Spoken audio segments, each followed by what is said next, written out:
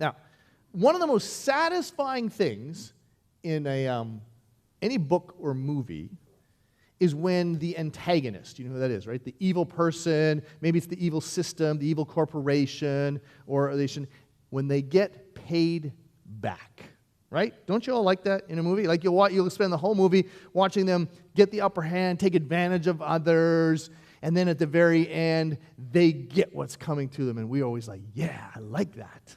I mean, think about it. Entire TV series are based on this, like Leverage or Burn Notice or Person of Interest, or you could go on. They're just based on this idea of the bad guy getting what's coming to him.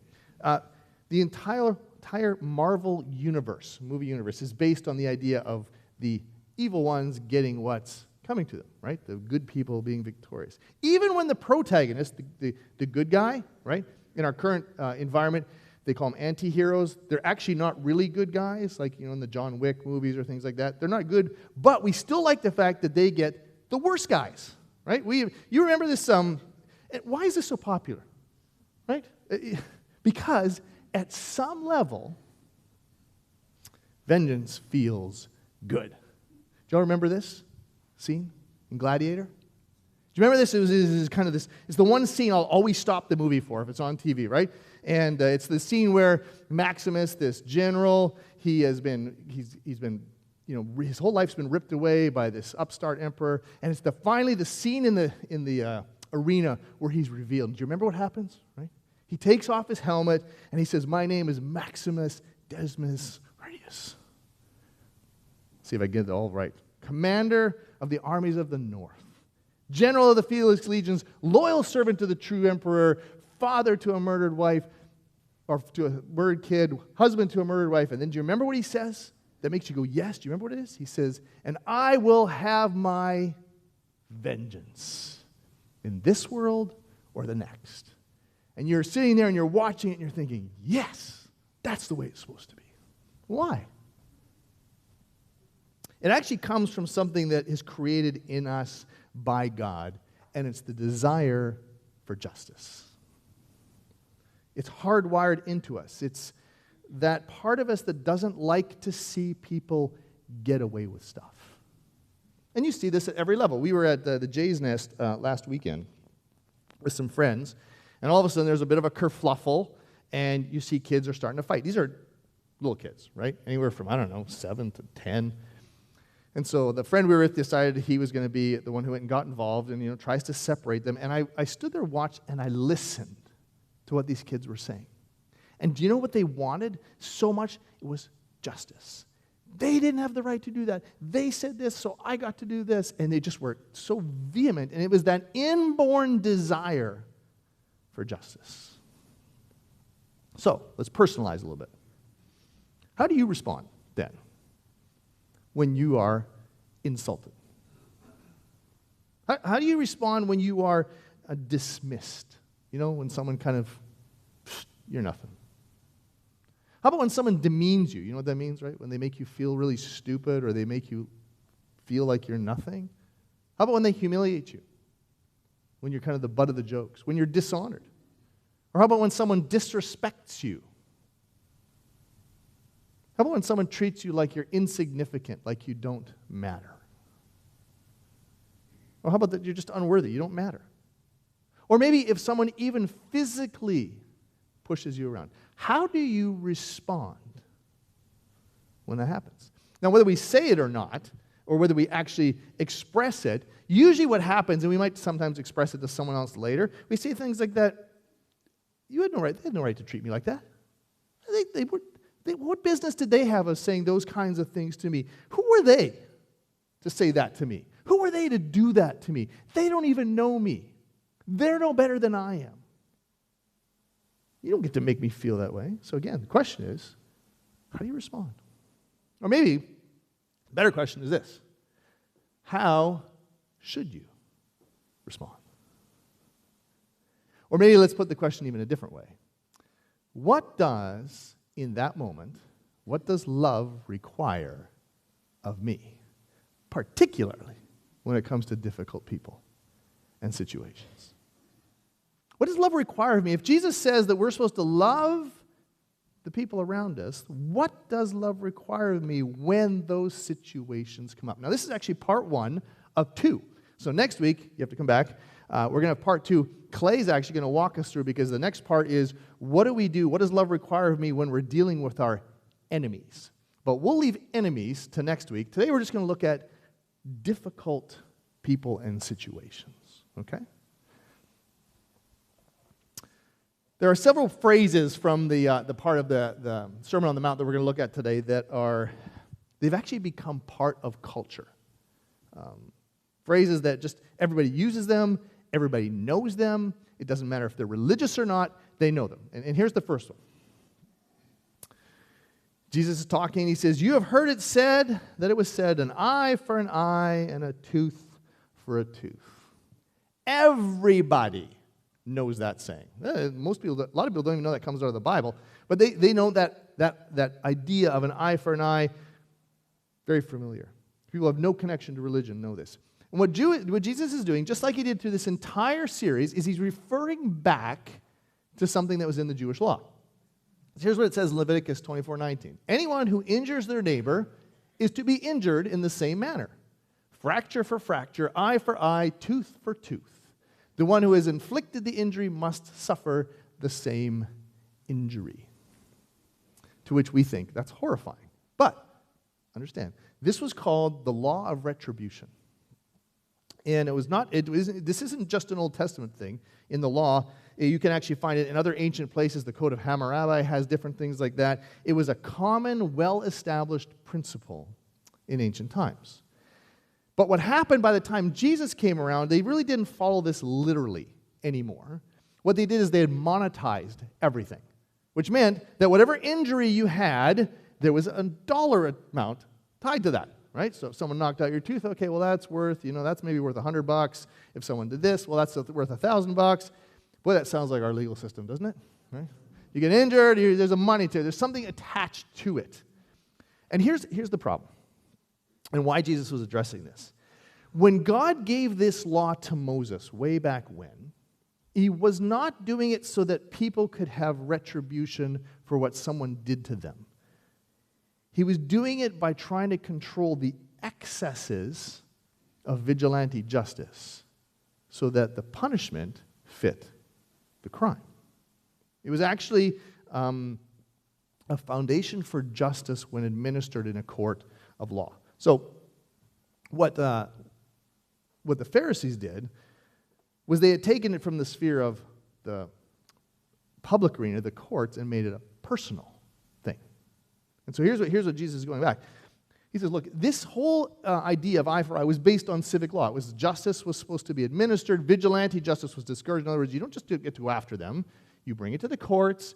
We're going to do it. We want to make sure the punishment fits the crime so people don't get away with stuff, that the wealthy don't take advantage of the poor. That was the purpose behind it. But by the time of Jesus, they had turned into this entire system. It all became about personal affront, what you've done to me. And then revenge was enabled and encouraged. And it was all focused on self-satisfaction. And it became to be the rule in daily life. It's how you got justice for yourself. Charles Spurgeon said it this way: good law in court may be very bad custom in common society, which is really what was happening in the middle of this. Because understand, Jesus is not talking into the nation's ability to bring justice. He's not talking about the court system. He's talking about the person and their response to things. And what happens to us is simply this. Our created desire, this innate desire that God has put in us for justice, turns into a need for revenge when the focus is on me. And this is what Jesus speaks into. And by the way, if you're one of those persons who thinks, oh, I'm not a revenge person, it can masquerade a whole bunch of different ways. I just want them to suffer the consequences of their decision. Huh. You know what? They need to learn they just can't get away with it. They just need to learn to follow the rules. Well, you know what? I just want to see them get what's due to them. Or maybe I want to see what I am due, what I deserve. We have this desire. There's a vengeance inside of us that comes out, especially when it's focused on us. And it's into all of this that Jesus then gives what he's going to say next. He says, but that's the way life is. That's the way the world is. That's what everybody says. Let me tell you about the heart of the Father. But I tell you, do not resist an evil person. If anyone slaps you on the right cheek, turn to them the other cheek also. If anyone wants to sue you and take your shirt, hand over your coat as well. If anyone forces you to go 1 mile, go with them 2 miles. Give to the one who asks you, and do not turn away from the one who wants to borrow from you. Again, familiar sayings. Turn the other cheek. Go the extra mile. Everybody in our society has heard these sayings. They don't necessarily know that they're coming from here. But these familiar sayings come from Jesus. And what he really is using them for is to answer this question: what does love require of me? Particularly when it comes to these difficult people and difficult situations. And if I go through this, according to Jesus, there's 2 things that characterize the life of a follower of Jesus when it comes to this whole arena. 2 things that he's not inviting, but saying, if you're a follower, this is what it is. This is what you should be living. Here's the first. We don't create our own justice. Because he starts out by saying, look, I'm going to tell you, don't resist an evil person. And if they slap you on the right cheek, turn to the other cheek to them. We're going to talk about that in a second. But when he said this is a shocking statement at face value, because it seems to fly in the face or reject the principle of justice, doesn't it? I want justice. If I do this, there's no justice. That's not right. That's not fair. And so to Jesus' listeners, they're hearing the same thing. They're having the same reaction. Jesus, what are you talking about? You're basically saying, I don't have to worry about justice? But remember, this is at a level of personal vengeance. This isn't about justice as a society or as a national court system. He's saying, look, I want you not to succumb to this desire to retaliate. And I want you to go after them. I don't want you to try and balance the scales with someone else. And since it's so contrary to everything we feel and everything we'd want to do, it seems so off, Jesus points out 2 things. I don't know if you caught them.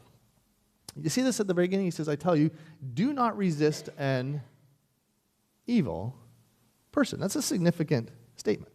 Because Jesus recognizes that some people and some actions are simply wrong.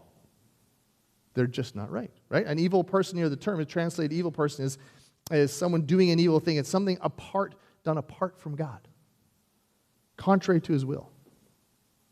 Why does that matter? Because if we're going to do what Jesus is asking us to do, we need to recognize this, that we can be realistic about evil without letting it decide how we respond. Right? He's not telling us to be unrealistic, right? He's saying, look, there's a clear recognition here that something is going on that's not right. We're not making excuses for them. Responding in love, when we say, what does love require? I mean, it's not putting our heads in the sand and just pretending that it's always a misunderstanding. The goal isn't to float dreamily through life, thinking that everybody's good and everything is good, never worried, ready for disappointment. That's not what Jesus is saying. He's saying, no, understand. Jesus never flinched from the reality of evil in the world. But he says, when you see that, and you see that injustice, I want you to meet it squarely head on as an occasion for grace, not revenge. Even knowing what they are, and even knowing what they're doing, he says, I don't want you to resist. And as a little aside here, this isn't necessarily pacifism. This was used for many, many centuries by different groups of people as Jesus' rationale for pacifism. That's not what this is about, right? In fact, there's plenty of scriptures that talk about government being an agent of God to keep peace, to punish, and to bring justice. Remember, Jesus is talking at a personal, connected level, not at a national level. And we're supposed to actually seek justice. He tells us we're supposed to fight for justice. But when it's your personal rights that are at stake, and when somebody does something to you, we are supposed to live as citizens of the kingdom of heaven, and not here. Because what that says is I value other people above myself. The only way that you can do this is the second part, which means you have to trust God for justice. Because you're saying, there is no justice here. I'm not getting justice. It's not happening. And so Jesus gives this really interesting example, and he says, if someone slaps you on the right cheek, remember we talked about this last week, that this is a right-handed dominant culture, okay? So if I'm a right-handed person and I hit them on the right cheek, what does that mean? Think of the physics. If I hit them like this, that's the left cheek. So what's the right cheek? What is that? That's a dismissive, demeaning, degrading gesture that says, you don't even matter. I don't care. It's like the old Bugs Bunny cartoon where he takes out the glove and slaps him, starts a duel. It was demeaning. And Jesus says, when that happens, I want you to put yourself in an increasingly vulnerable state by turning the other cheek. It's completely wrong because it might feel good to satisfy yourself and go after them, but he says, no, I'd rather you take the dishonor. By the way, this doesn't mean you stay in dangerous and abusive situations. That's not what he's talking about. It doesn't mean we don't set boundaries. It means we refuse to descend to the level of the aggressor and return evil for evil. We renounce the right to respond to hostility with hostility. You know why this is so important? Justice is God's job. And the reason it's his job, he's the only one who sees all the issues with the right perspective. You don't. There's this principle that because emotions are involved, the hurt that you did to me always looks bigger than the hurt I did to you. Every time. Oh, I know I did that. But they, right? That's big. That's huge. Look what they did. I mean, my thing wasn't good, but I mean, it's not as big as their thing. That's why when we get into conflict, I own my part of the pie, but my part of the pie is always less than 50%, and theirs is always more than 50%. That's just how we look at things. The problem with revenge is it's not really about self-defense. It's not even about righting future wrongs. It's about getting even. And that's why Paul said, don't take revenge, my dear friends. Leave room for God's wrath, for it is written, it is mine to revenge, I will repay, says the Lord. Don't take it into your own hands. Everybody familiar with Aaron Burr? Right? If you've seen the Broadway show Hamilton, you know who this is, right? If you're a student of history. He was elected to the U.S. Senate in 1800. He was actually a candidate for president of the United States, right? He became the vice president for Thomas Jefferson. So this is a guy with power and with influence, and he had making his mark in American society. And do you remember what happened? He got insulted by Alexander Hamilton. And he took this insult, and by the way, I did a little reading on the story. It was it wasn't even a big insult, but he took this personally to the point that he challenged Alexander Hamilton to a duel with pistols. It wasn't even legal, but they did it anyway. And on July 11th, 1804, they met, they shot at each other, and Hamilton died. And Aaron Burr got his revenge, and it wrecked his life. He lost his popularity because of that revenge. He ended up losing most of his wealth. He was actually on the run. He was wanted by the law. He lost his money. He died alone in a hotel room in New York 29 years later. All because he said, I'm taking this into my own hands. Jesus says, look, if you're a follower of me, if you're in the kingdom of God, I want you to expect very little from the world. You've got to keep your expectations in check and trust me that I've got this. Don't create your own justice. Now, it's interesting because so far this is all very passive, right? This is about not resisting. I'm just not going to create my own justice. God, I trust you. You've got this. I'm not going to do anything. I'm not going to go back at them. It's kind of like a passive self-control response. And if that isn't hard enough, Jesus says, oh, and by the way, that's just the first part. Here's what I want you to do. Not only do I not want you to create your own justice, I want you to do more. And so he goes on. He says, if anyone wants to sue you and take your shirt, hand over your coat. If they want you to go 1 mile, go 2. Give to the person who's going to borrow from you. What's he saying? You have to oppose evil with active good. And he gives 2 examples. The first one is a legal situation where he says if someone wants to sue you and take your shirt, hand over your coat. And this doesn't mean anything to us because, on a morning like this morning, I get up, I go in my closet, and I look at all the clothes, and I try and decide what am I going to wear. That's not how it worked back then.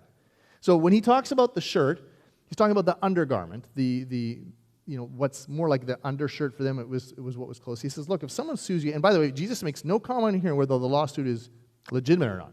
Could be. Maybe it is. Maybe it isn't.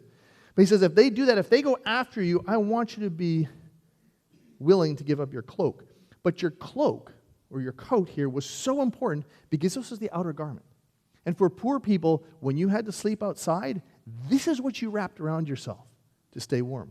The law of Moses actually made provision for you never to take the cloak of a poor person because it was so important. So you have to think of the implications here. Jesus is saying, look, I want you to be willing to give it all away, to be naked and vulnerable in front of others. The idea here is of giving up a prized possession, which simply means this: we are to go beyond what the law requires. Let me give you an example. How many of you have been to a restaurant and your server is terrible? You ever had one of these? They're not friendly. They're kind of sour. They don't come to your table very quickly. They don't come very often. When you drink your first Diet Coke, it's 45 minutes before they come back to see if they can refill it again. It's slow. The food comes, it's lukewarm. And when your whole dinner is done, you get the bill. What are you obligated to do? Pay the bill. Revenge says, you were terrible. I'm paying the bill. You get nothing. And Jesus says, give him a 30% tip. Go beyond the law. Go further than you're supposed to. He says, when you act this way, you're letting God become your defender. He's your provider. He's the one. And if that isn't bad enough, he goes on to give this second example, where he says, if anyone forces you to go 1 mile, go with them 2. A lot of you have heard about this. This is all about someone who has power over you. So in that time frame, Roman soldiers could conscript anybody they wanted to work for them without paying you. And the actual term that Jesus used refers to 1,000 steps, which is kind of close to a mile. That's why they ballpark it there, to help you carry their stuff. You saw that when Jesus had the cross. They forced a guy, hey, come on, carry his cross, right? They could do that. The Jews hated this practice because it publicly illustrated to everybody watching the humiliation that you were a subjugated people, that you were not in charge. You can imagine how open to abuse that was. How inconvenient that was. Your wife sends you out for milk and butter. Then you have to take a 3-hour walk out there and back, right? I mean, this is not part of your day. You didn't plan for this. It's hard. It's hot. It's not good.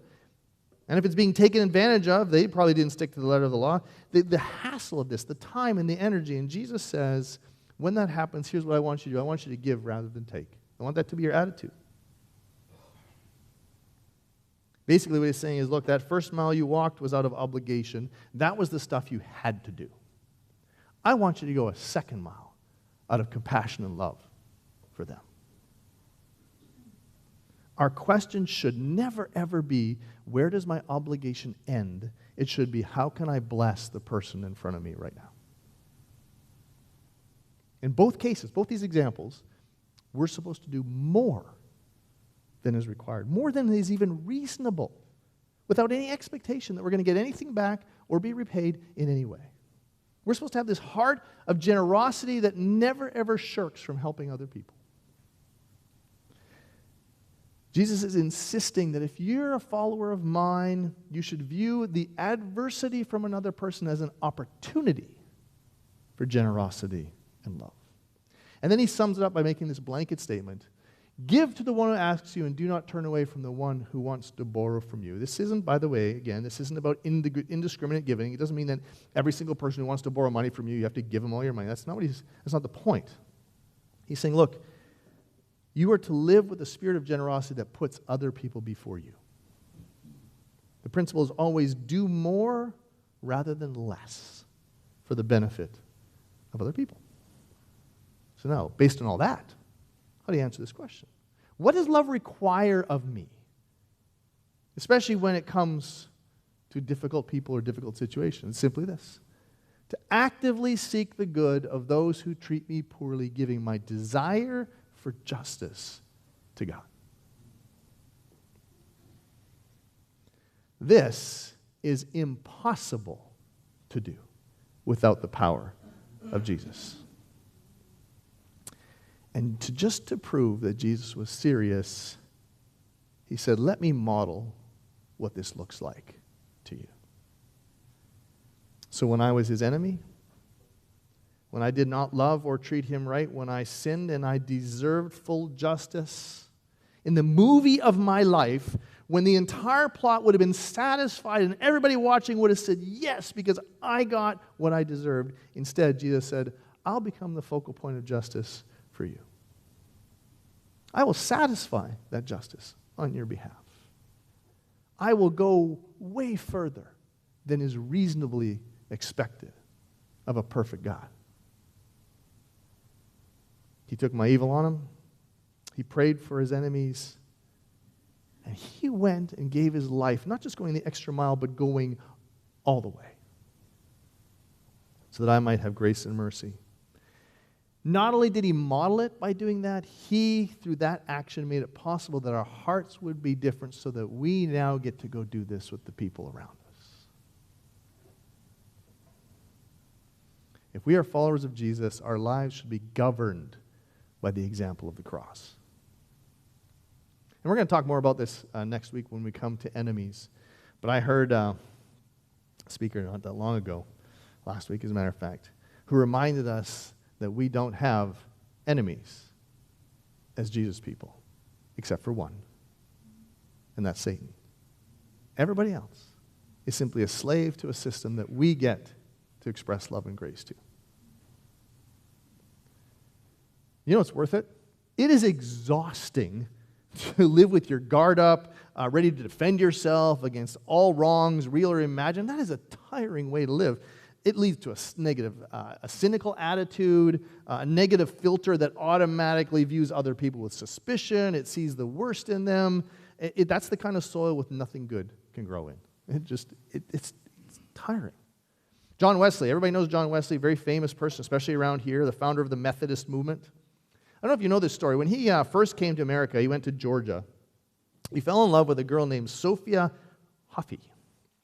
And he was a little slow on the uptake. He really liked her, and they knew each other, but he wasn't getting anywhere in terms of proposing marriage, so she married another man.